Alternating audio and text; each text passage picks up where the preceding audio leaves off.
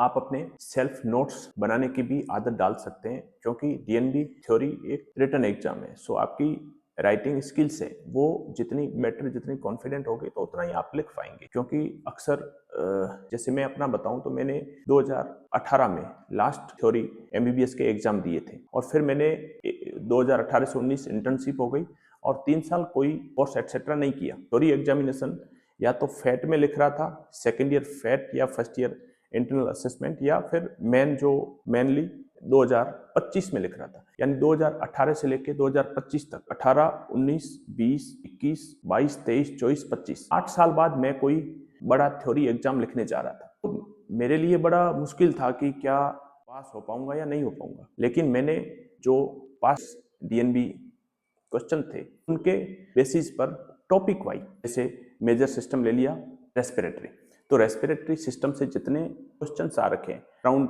20 question आ रखे होंगे। उन 20 क्वेश्चंस को, 20 से 30 क्वेश्चन है उनको मैंने अपने रजिस्टर में, जो अब मेरा नोटबुक थी उसमें, उसके हैरिसन को देखकर उनके उत्तर लिखे, उसके आंसर्स किए, जिससे जो नोटबुक में ऑलमोस्ट जो पिछले पास्ट ईयर या ईयर्स के क्वेश्चन आए हुए थे उनके पूछा गया है। और उसमें बहुत बार एक साल में सीओपीडी के लिए कुछ अलग पूछा है, दूसरे में अलग पूछा है, तो वो सब एक कंबाइन करके जो एक सिस्टम वाइज मैंने अपने नोट्स बनाए। उससे क्या हुआ कि लास्ट के टाइम में एडिशन को रिवाइज करना बहुत मुश्किल होता है, लेकिन आप जो आपके सेल्फ हैंडमेड नोट्स है उसको रिवाइज करना बहुत इजी रहता है, और आपका जो कॉन्फिडेंस है वो भी बिल्डअप होता है। और एग्रीगेट स्कोर 264 ये अच्छा स्कोर है।